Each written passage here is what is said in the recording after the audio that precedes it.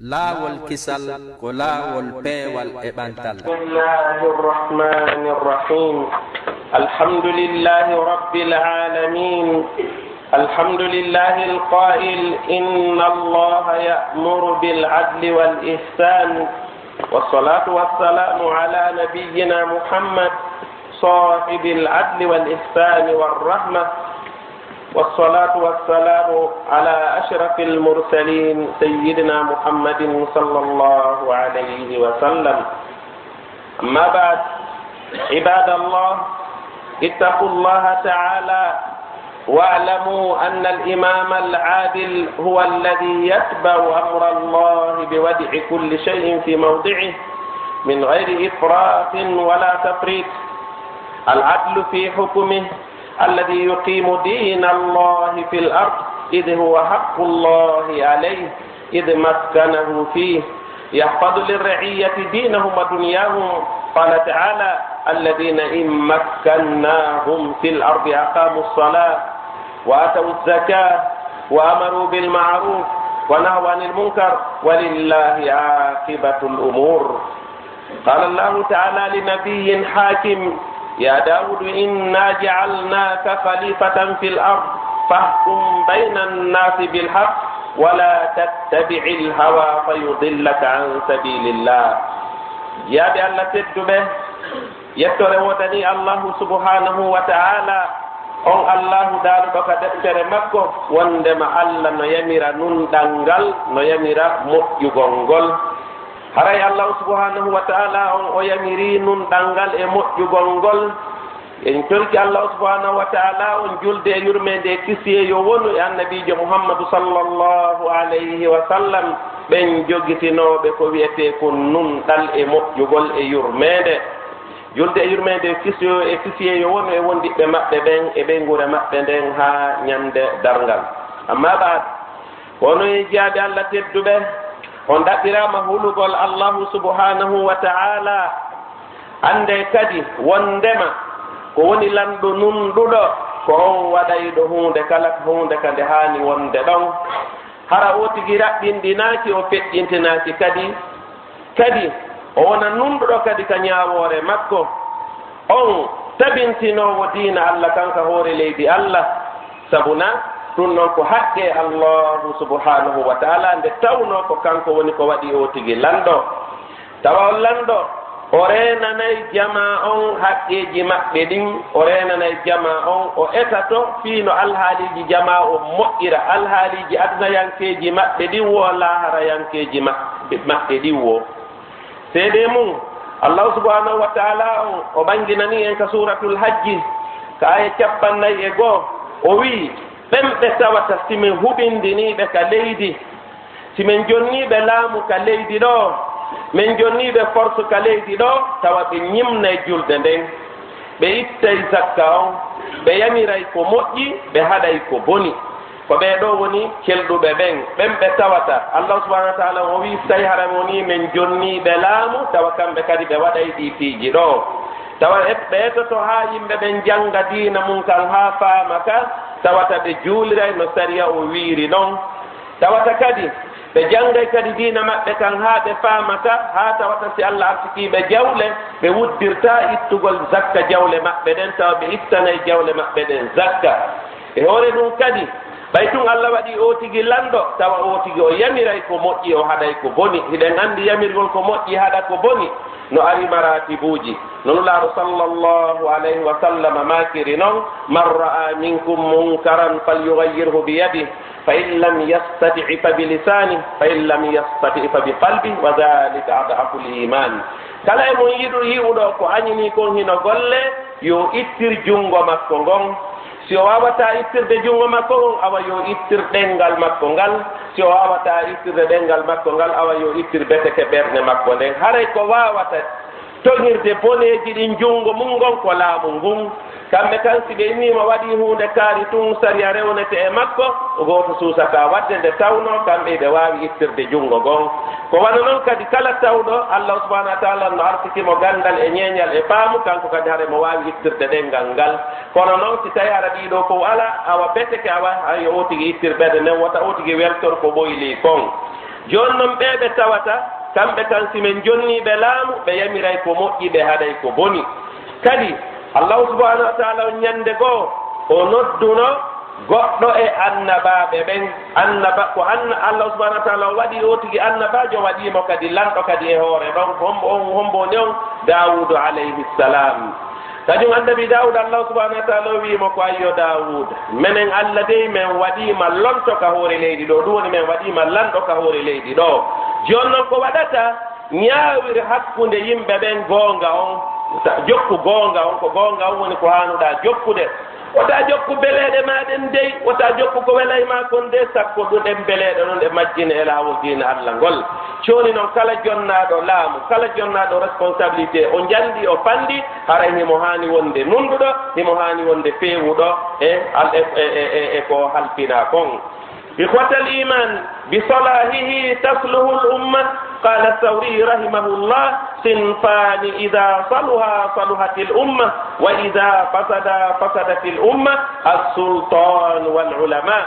وقال الإمام أحمد لو كانت لي دعوة مستجابة لجعلتها للسلطان لأنه بصلاحه صلاح الأمة إخوة الإيمان اعلموا أن للسلطان مكانة عظيمة وقد أمر الله بطاعته وقال تعالى يا أيها الذين آمنوا أطيعوا الله وأطيعوا الرسول وأولي الأمر منكم أواري مصيبة الدبة كنيون بألا لمن بين sitay woni ɓe moƴƴi ɓe feewi ɗum wonay sabu jama on moƴƴa jama on feewa seede muɗum kañum imamu sawri rahimahullah o maaki noneji ɗiɗi e nder jama on ɗiɗo ɗiɗi si moƴƴi haray alhaaliji jama on hewti haray ɗum ɗon kadi wonay sabu alhaaliji wonay kadi jama on o moƴƴa si tayle kadi ɓe aru bonde ɗum kadi aray bonnude kadi jama on en ɓe woni ɓen lamɓe ɓen e karamokoɓe ɓen ko ɗum waɗi si imamu ahmadu ɓe maaki si tawino hara min imamu ahmadu miɗo marno du'a jaabotoɗo mi du'antono lanɗo sabuna si lanɗo on feewi ɗum wonay sabu jama on fof o feewa kono yo musidɓe tedduɓe haray lanɗo no mari nokku place mawɗo mo allah subahanahu wa taala okkimo allah no yamiri kadi ɗoftagol mo ɗum seede mum allah subahanahu wa taala o wi ko onon yogom nimre ɗofte allah ɗoftoɗon nulaɗon ɗoftoɗon kadi laamiɓe ɓen harayo musidɓe tedduɓe allah subahanahu wa taala yamiri teddingol o tigi mawningol mo seede mum ɗulaaɗo sallllahu alayhi wa sallam ɓe maakuno man ajalla sultana allahi ajallahu llahu yawma alqiyama ɓe maaki si mo mawnini mo teddini ɓe allah lammini ɓen allah kadi teddinay o tigi ñande darngal da'a lahu nnabiyu sallllahu alayhi wa sallam fa qal ومن ولي من أمر أمتي شيئا فرفق بهم فارفق به رواه مسلم kadi nulaaɗo sallallahu alih w sallam ɓe du'anino lanɗo feewuɗo ɓe maaki allah bitori kema kala on mo tawata ko lanɗo o yurmini ɓe o laami ɓen o yurmaɓe o moƴƴi e maɓɓe o hoynani ɓe o newinani ɓe alhaaliji maɓɓe ɗin on noon kadi allah mi torikema yurɓe mo newinan mo alhaaliji makko ɗin yirti kadi ɓe maaki allah mi torikema kala on mo tawata ko lanɗo o sattinani ɓe o laami ɓen o soñji ɓe o lorri ɓe o tampini ɓe allah mi torikema kanko kadi soñjumo lorrumo tampinmo andiɗo ɓe du'anike lamɓe moƴƴuɓe ɓen ɓe huɗi kadi lamɓe bonɓe ɓen awa arayo musidɓe tedduɓe جعل الله له دعوة مستجابة قال النبي صلى الله عليه وسلم ثلاثة لا يرد الله دعاءهم الذاكر الله كثيرا والمظلوم والإمام المقسط رواه البيهقي وحسنه الألباني yilti kadi allah subhanahu wa taala o waɗani lanɗo du'a jaabotoɗo lanɗo moƴƴuɗo tawa ko lanɗo julɗo moƴƴuɗo fewuɗo yurmeteɗo hulowo allah subhanahu wa taala moƴƴotoɗo eɓe laami ɓen haray nulaaɗo sallllahu alayhi wa sallam ma kuno tato allah ruttata du'aji maɓɓe ɗin bimana allah jaabina nayɓe si ɓe torike allah famɓe woni ɓen hebbinɗo jantagol inde allah ɗuɗɗinɗo jantagol inde allah ɗuɗɗinowo jantagol allah e tooñaaɗo e lanɗo nunɗuɗo feewuɗo ɓeeɗo tata so ɓe toriki allah allah jaabinayi ɗuɗɗinoowo jantagol inde allah si o toriki allah allah jaabinayi tooñaaɗo kadi si woni o toriki allah allah jaabinayi ɓay ko o tooñaaɗo ko waɗa noon kadi lanɗo nunɗuɗo on ɗon kadi allahu subhanahu wa taala on kadi jaabinanayi bo so torike allah ورغبنا النبي صلى الله عليه وسلم في الدعاء له فقال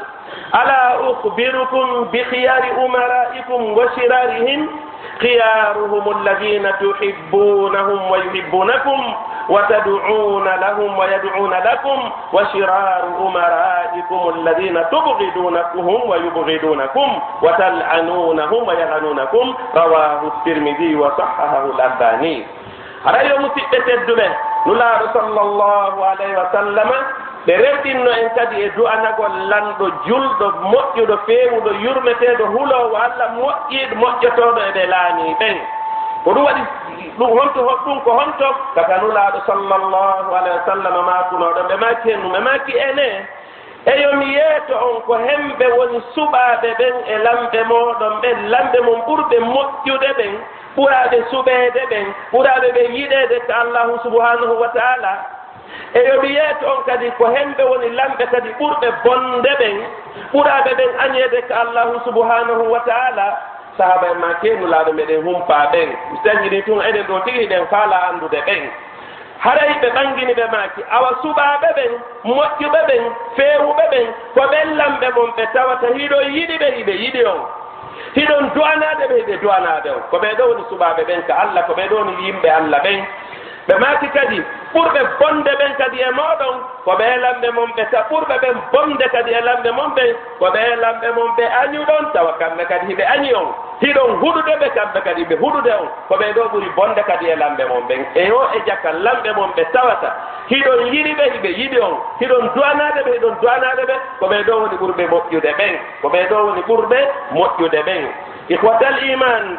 والإمام العادل مسؤول أمام الله عن سياسة الدنيا وهراسة الدين كما في الحديث أهل الجنة ثلاثة سلطان مقسط ورجل رحيم القلب بكل ذي قربى ومسلم ورجل غني عفيف متصدق harayo musidɓe tedduɓe haray nulaaɗo sallllahu alayhi wa sallam ɓe ɓanginanno wondema haray lanɗo nunɗuɗo himo mari responsabilité moolanaaɗo telen maka allah sabuna haray himo haani wonde politique moƴƴuɗo mo tawata moƴƴinanayi yimɓe ɓen aduna maɓɓe on kadi o wonayi sabu kadi moƴƴinangol ɓe kadi fiilahara maɓɓe on seede mum nulaaɗo sallllahu alayhi wa sallam ɓe maakuno yimɓe aljanna ɓen ko tato ko lanɗo nunɗuɗo e gorko jogiiɗo ɓernde yurmeteende e gorko mo tawata allah no arsiki ɗum jawdi tawa himo moƴƴiri jawdi makko ndin o moƴƴortondi eɓe allah ɓurnime ɓen e hoore muɗum kadi nulaaɗo sallllahu alayhi wa sallam ɓe maaki inna allaha sa'ilun kulla ra'in amma star'a ahakida dhalika am daya hatta yas'ala arrajula an ahli beyti rawahu ibnu hibban harayo musidɓe tedduɓe e yimɓe nulaaɗo sa sallam e maaki haray allah landitoyto kala mo o halfini kala mo o aynini ko ayninno kon o tigi ene e hara o reenuno ɗum o warruno ɗum no haaniri noon ka o tigi o yeebuno ɗum allah ko noon landorta yimɓe ɓen ila no ɓe laamori noon ila e dowɓe ɓen e hikkiɓe ɓen ɗon non haa hewti ley haa o landoyo gorko fiiɓe ngure makko nden e anndi jaka hay gooto daɗoyowo ɗon alaa mum ɓe landoyte laamiɗo leyndin fof o landete fii leyndin fof laamiɗo ɓeru fii Conakry tun o landoyte ɓeru fii Conakry tun laamiɗo commune o landoyte fii ɓeru commune on laamiɗo quartier ko wana noon laamiɗo secteur o landete fii ko wana noon chef carré o landete fii carré mo o laami on an jon galle jon a landoyte fii ɓe ngure ma nden siko wonɗo kadi hoore kadi compagnie o landata kadi fii wonɓe ɓen ley makko awa ko wano ni gooto kala allah landitoytomo e fii telen makko allah hikkinirno ɗon o tigi ihwatal iman كان عمر بن الخطاب رضي الله عنه يقول للبعير الأجرب من إبل الصدقة وهو يتليه ويداويه إني أخاف أن أسأل عنك يوم القيامة وقال عمر رضي الله عنه لو أثرت بغلة بالعراق لسئل عنها عمر لما لم تسوي لها الطريق يا مسيبة الدبه ɓe feccunoɓe tawi ɓe hulayno allah ko moolana enen kadi yo allah waɗi huloɓe allah subhanahu wa taala ko moolana ndaare seydna oumar bunul khattabi radiallahu anhu tawi hikamɓe gelooɗi ɗin tawi hiɓe mooɓiɗi nokku ngootu hiɓe mawlaɗi hiɓe ñawdaɗi hiɓe ñamminaɗi hiɓe faggaɗi hiɓe maaka hiɓe fewta ngelooba maɓe maaka e ngelooba min miɗo huli nde mi landitoyte fiimayo ngelooba ñande darngal yeeso allahu subhanahu wa ta'ala kamɓe ko ay gelooɗi ɗin e naafino yimɓe ɓen yirti kadi ɓe maaki kamɓe seydna oumar ɓe maaki si tawi woni ngelooba mortike irak to mbayani haray ñande darngal allah landoy to oumar fii honnu hanno waɗana mba laawol ka mba rewa hara mba mortaaki mbayana e musidɓe tedduɓe ɓe kamɓe hay ko hay daabeeji ɗin tawi hari ɓe huli allah e tele maɓɓe majji wona fii yimɓe ɓe enen anndite laawi meɗen hannde ka fewndi anndite accident ji ko woni waɗde hannde yimɓe ko woni mayde accident ji e tele ma fii laawi meɗen ko jiiɓiti yo allah moƴƴinan en alhaaliji ɗin ko ɗum waɗi seydna oumar ɓe maaki ko hay ngelooba hara ko irak to ɗum noon hiɓe madinatul munawwara anndite ila madina heɓe irak ko woɗɗi kono ɓe maaki ko hay irak toon woni si ngelooba mortike mbayani haray hiɓe huli wata ɓe lanndo e fii mabba ñande dargal allah tawinnoy ɓe ene oumar ko a wonno lanno hanno waɗana ngelooba mba ngelooba ɗatal kam mba rewa hara mbayana hara mba mortaaki mbayani ɓe tawi ko hulaynooɓe allah tawi nun hari yo musidɓe tedduɓe wa kana oumar bnu lkhattabi radiallahu anhu ta'khuduhu l-ighfa'ata min annawmi fi lmajlisi marratin qila faqila lah faqal law nimtu billeyl da'at nafsi walaw nimtu binnahari da'a annas وكان كثيرا ما يدور في المدينة ليلا يتفقد أحوال الناس وقصصه في ذلك معروفة ومن أشهر ذلك قصة باية اللبن أولا يوم تبتدبه كان سيدنا عمر بن الخطاب رضي الله عنه دون جلي بايوني نلا صلى الله عليه وسلم فاتك وسيدنا أبو بكر الصديق رضي الله عنه ونوكو هكي دون بايوني سيدنا أبو بكر الصديق رضي الله عنه فاتك وسيدنا عمر ونوكو هكي دون كالون تقول bayno woni seydna oumar lontike ɓe maaki e nder ko tummodirteno kon si woni toolama wonay tu seeɗa seydna oumar soƴƴo wonay tu seeɗa ɓe soƴƴo yirtiɓe landa ko fii honno woni fii ko ko ɓe soƴƴoto ɓe maaki min simi ɗaanike jemma haray mi yeebi hoore an simi ɗaanike ñalorma haray mi yeebi alhaaliji yimɓe ɓen ko ɗum waɗi bimana awa ɗoyngol no panɗiri ɓe kamɓe tawi hari ɓay tun ko kamɓe woni lanɗon tawi ko seeɗa woni ko ɓe ɗaadoto jemma on ko rewgol allahu subhanahu wa taala ñalorma on ko kippalngol jama on alhaaliji maɓɓe ɗin tawi kamɓe koyeɓe no panɗuno ko ɓe ɗaanotono toodena kamɓe ɓe immotono hay jemma ɓe jinda ɓe ndaara ko woni feƴƴude e alhaaliji ɗin digi fiyoɓe moƴƴinan alhaaliji yimɓe ɓe ñande goo hiɓe seenotono e nder marché ji ɗin madina jemma ɓe seeni ɓe tawi suddiɗo hino yeeya kosan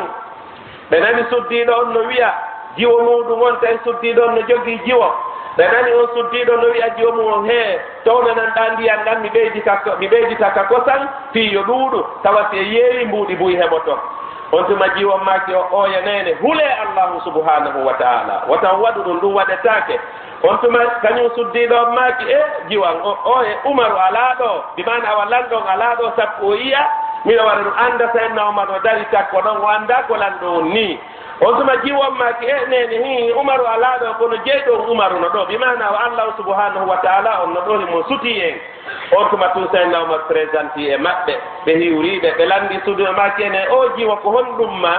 on tuma kañum suddiɗo maaki ko ɓiɗɗo am seydna oumar maaki awa immi ɗon ki tan yey haalano ɓiɗɗo muɗum on inni mi heɓanima ɓeygu bimana awaɗa goy o jiwa ɓay ko hulowo allah on tuma ɓe etti kisan ɓiɗɗo maɓɓe on resi on jiwa ɗon a anndi si tawi no jooni hara num hinasugo wano seydna oumar tawa num ko lamɓe ɓe tawata num feewano ko henndagol on ɗon ƴetta mo sokoya kono kamɓe na ɗum wonno ko ɓe wanno ko ɓe anndi ko haqqille maɓɓe koni ko o jiwa ɓay himo hula allah himo feewi koye ɓe to haa ɓiɗɗo maɓɓe on jomba on jiwa ɗon awa haray ɗum ko hunde moƴƴunde ko feewunde ko ɗaɓɓande noon awa haray ko ni wonɗo yeeso woni ko warrata yirti kadi nulaaɗo sallllahu alayhi wa sallam ɓe maaki ayyuma ra'in ghashsha ra'iyatahu fa huwa fi nnar ɓe maaki kala lanɗo jamfiiɗo ɓe laamiɓen kaka yiite o yaata kanko on lanɗo jamfiiɗo ɓe laamiɓen kaka yiite jahannama woni ko o wernoyte ñande darngal awara yo musiɓɓe tedduɓe nulaaɗo sallllahu alayhi wa sallam maaki kadi fiilamɓe nunɗuɓe feewɓe ɓen ɓe maaki inna almufsitina inda allahi ala manabira min nurin an yamini rrahmani azza wa jal rawahu muslim ɓe maaki nunɗuɓe ɓen feewɓe ɓen ɓen ɗon ɓe waɗoyte e mimbaruji towuɗi moƴƴinaɗi immorde annora ka ñaamo allahu subhanahu wa taala ñande darngal awa haray moƴƴugol ngol feewugol ngol ɗum ko hunde ɗaɓɓande yilti kadi nulaaɗo sallllahu alayhi wa sallam ɓe maaki sabu'atun yudilluhum llahu fi dillihi yawma la dilla illa dillu wa dakara minhum imamun adil awa harayo musiɓɓe tedduɓe nulaaɗo sallah sallam maaki yimɓe jeeɗiɗo ɓen ɗon allah waɗa yeyɓe ka ɗowdi muɗum ñande darngal ñande tawata ɗowdi o alaati wona ɗowdi allahu subhanahu wa taala ndin no o janti e maɓɓe hombo lanɗo nunɗuɗo lanɗo moƴƴuɗo lanɗo feewuɗo lanɗo yurmeteɗo ɓe laamiɓe lanɗo hulowo allahu subhanahu wa taala o lanɗo ɗo ɓa tawi ko ɗi sifaji labaji moƴƴuɗi ɗo o jogii allah yurmeytemo ñande darngal ha ñande tawata nangen hino tiiɗi yimɓe ɓen hino soñji yimɓe ɓen hino tampingulendi allah sortoya on ɗon ɗon addamo ka ɗowdi muɗum na kanko to tawi ha yimɓe jeeɗiɗo ɓe allah naɓoyta ka ɗo ɗo yo allah waɗoy en jeeyaɓe e maɓɓe awa haray o musiɓɓe tedduɓe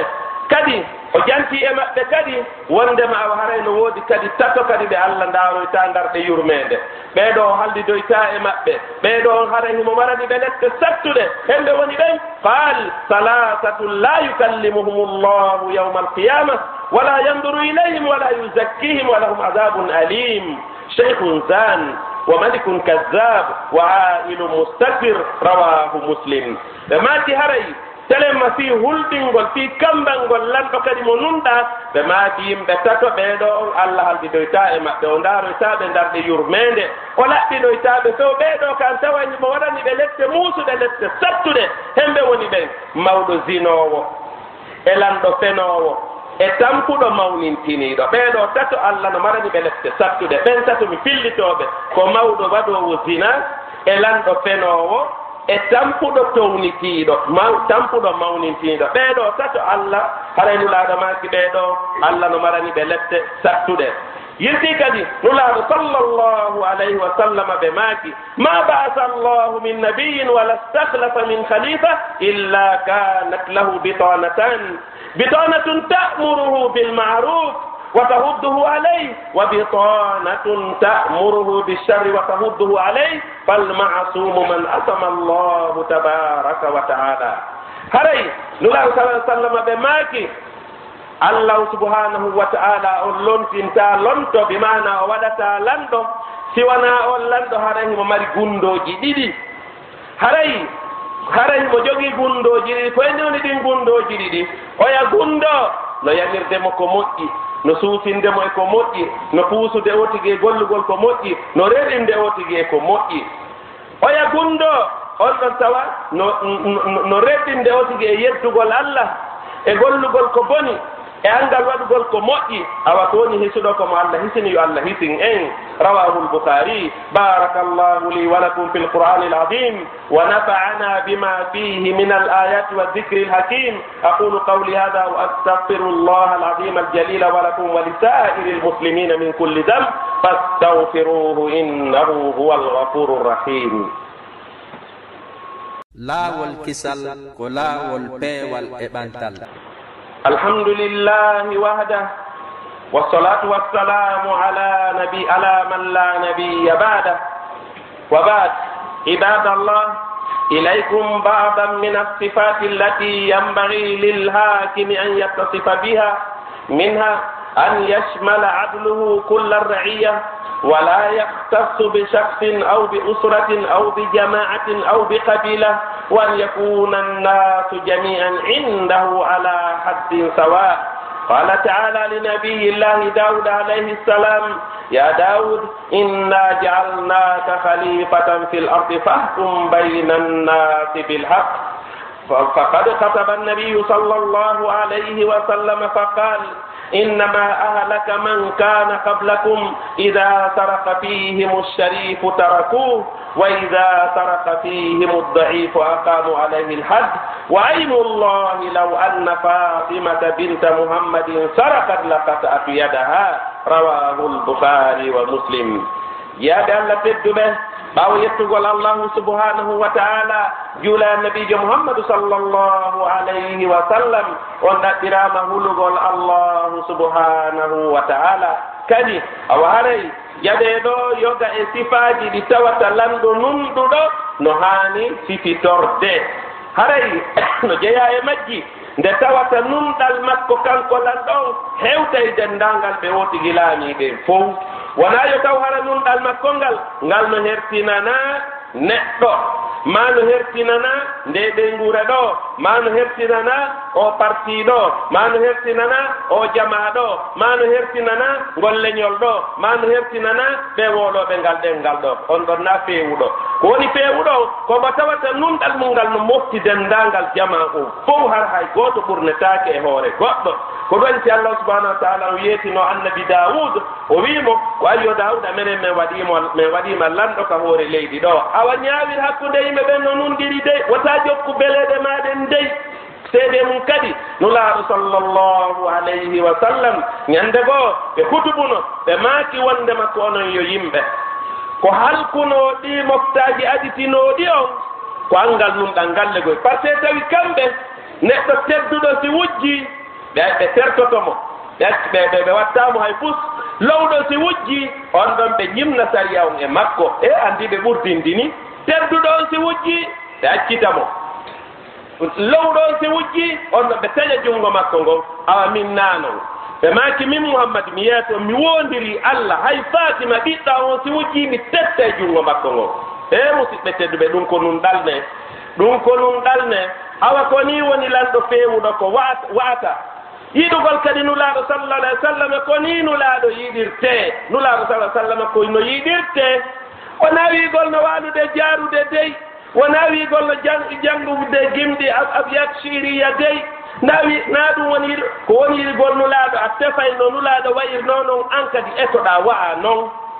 annda sunnaji maɓɓe ɗin tefa ha annda sunnaji maɓɓe ɗin an kadi waɗa ɗi ko ɗum woni yiɗugol nulaaɗo sallllahu alayhi wa sallam wiigol no yiɗi nulaaɗo tawa ko moɓondirgol jaare worɓe rewɓe no ukkondira no waɗe gimɗum na noon nulaaɗo yiɗirte musidɓe tedɓe ko ɗum waɗi tuma hoyɗen toro allah yo allah artu koye yi'ugol goonga on ko goonga yo allah artu koye jaɓugol jokkugol goonga on yo allah artu koye yi'ugol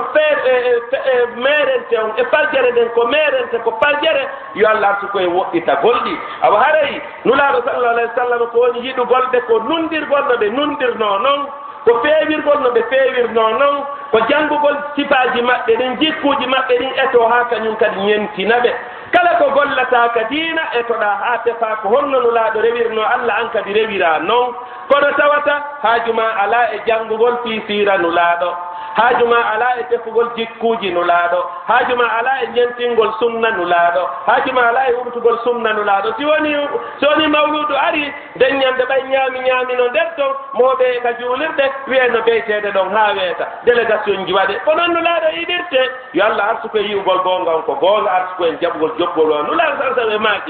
maaki ko hay fatima ɓiɗɗo maɓɓe on si wujjiɓe taƴe junngo makko ngon jooni noon kala kadi lanɗo nunɗuɗo feewuɗo ko ni kadi ñentinirta nulaaɗo e ɗe golle laɓaaɗe ɗo tawa yimɓe ɓen fof no fonna hay gooto ɓurdindin testaake an yarudda almadalima wa yamnau wuqua adulm wa kullu nnasi indahu sawa qala abu bakrin fi awali khitabin lahu bada mubayati bilkhilafa amma bad ayuha nnas فإني قد وليت عليكم ولست بخيركم فإن أحسنت فأعينوني وإن أسأت فقوموني نجيا من كدي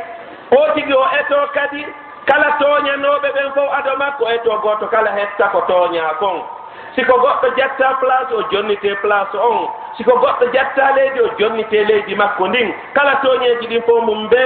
be jonnite haqqe mum on kadi tewdo si on hara o jaɓali hay goto tooña goɗɗo tawa yimɓe ɓen fof no fotana o tigi seede mum kañum sayyiduna aboubacry siddiq radiallahu anhu ɓay wonino laaɗo fatike sallllahu alayhi wa sallam seydna aboubacry radiallahu anhu lontinama ɓay woni ɓe dari ke hutuba mo ɓe acci wadde o discours mo ɓe acci wadde o yewtere nde ɓe acci wadde ne maaku mo ɓe acci wadde o yeeso jama o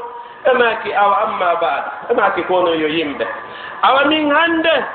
mi lontinama e hoore mon mi waɗama lanɗo kono noon ɗum firamiɗo moƴƴi ɓuri on dey mi moƴƴami ɓuri on dey joni hino koni simi waɗi ko moƴƴi wallitelan simi woɓiti artirelan ka lawol sellugol bimana fewnelan waajelan yamirelan ko moƴƴi haɗelan ko boni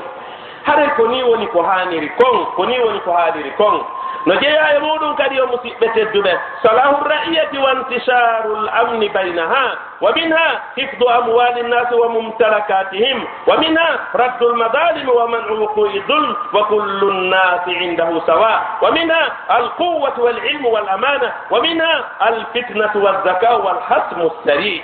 no jeeya e muɗum kadi o musidɓe tedduɓe nde tawata o tigi o renanayi jama on e kañum sécurité maɓɓe on goto kala tawa imo sécurise ha moƴƴi hara no wawi wano leyɗele gooɗe annduɗen nde tawata ɓeygure fof no wawi yaltude mum be waalo ko weƴƴita gatum waalo ka tande mum tawa goto hula hay futtere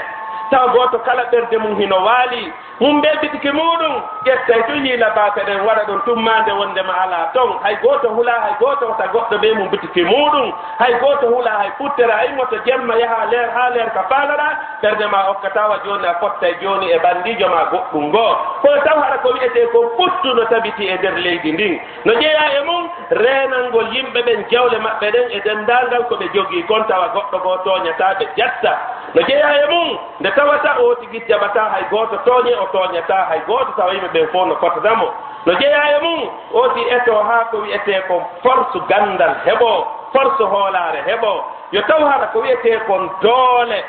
doole honde doole telen makka gandal tawa hino tabiti yo taw hara jande yeɗɗude hino woodi tawa kala jannoɓe ɓen fof ɓe yoɓete ko tawata waway wuurudeɓe ko tawata yona nayɓe goto kala kadi jannay kadi no sariya on kadi wiiri noon ɓiɓɓe ɓen kadi tawa ɓe jannete kadi no sariya o wiiri noon gandal yeɗɗungal tabita e leydi ndin tawde ndalngal leyɗele wonɗe ɗen e nder tawa leydi ndin ndi fowlorira e leyɗele yaaruɗe ɗe yeeko telen makka gandal no jeeya e muɗum tawa ko wiyete kon ƴoyre e haqqille e tawa kadi kala ko memnini e tete fi ɗum ɗon no régulira ko yaawi wa minha altawadu lilhaqiqati wa ihtiramuha wa minha alwalau lilwatan wa minha manu rashawa liannahu qad la'ana rasulullahi sallllahu alayhi wa sallam arrashi walmurtasi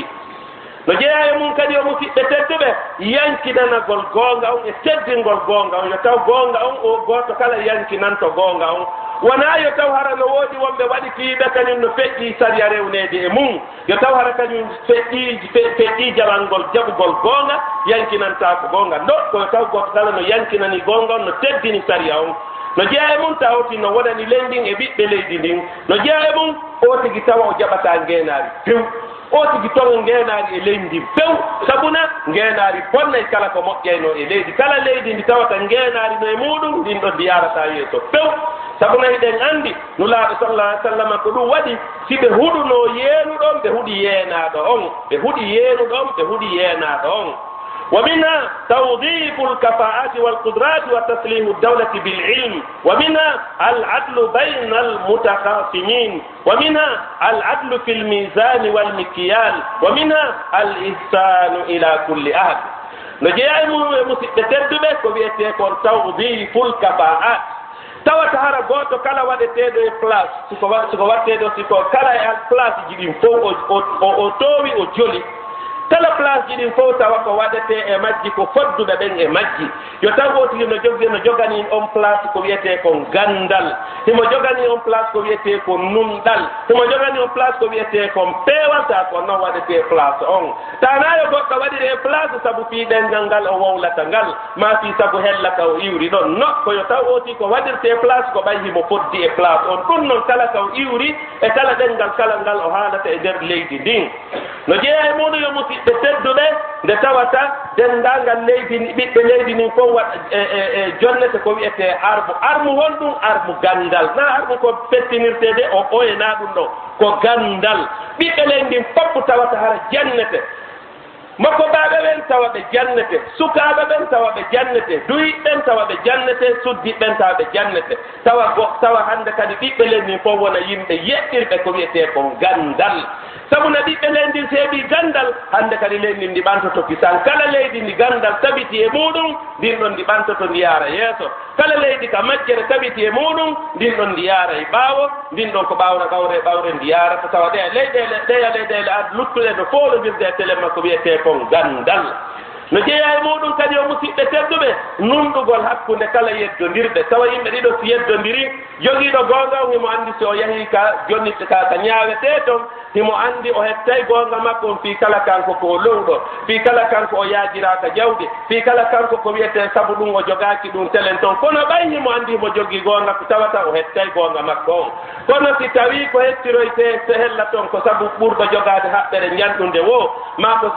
ko sabu hella iwruɗo gootengo ɗo maa ko sabu gaɗɗo wolowo ngalɗo ngal ɗa o mari goonga leydi si woniri noon haray kara hanndi yarata yeeso no jeeya e muɗum kadi nunɗugol kadi e etirɗe ɗen e peesirɗe ɗen yo taw kadi hara e musidɓe tedduɓe denndaangal etirɗe ɗen e makitiiji ɗin e marché ji ɗin e sikkeeliiji ɗin yo taw foppo ko wiyetee ko nunɗal ɗo tabiti e muɗum yo taw yimɓe kadi nunɗuɓe feewɓe do itta ko ayna ɗum tawa ko duwa peeseede peesete haa kilooji ɗin timma tawmo ari sorgol kilo joɓi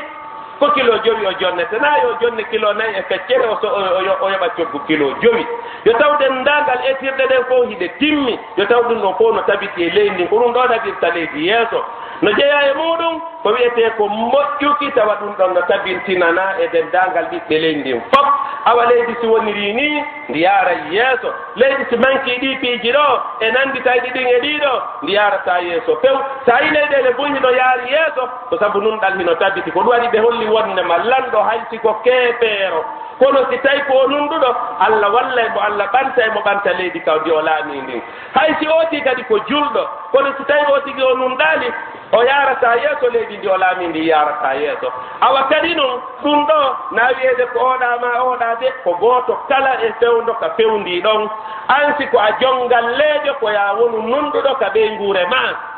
ko ya wonu feewuɗo ka ɓey nguure ma ko ya wonu tabintinɗo yurɓeede e giggol e kisiye ka nder ɓey nguure ma si tawi kadi ko a laamiiɗo kadi gollooɓe ɓen kadi ko ya tabitin ko wiyetee kon yurmeende e giggol e haqiiqa hakkundeeji maɓɓe tawa a tooñataaɓe fii tun hiɗa laamiiɓe fii ɗum noon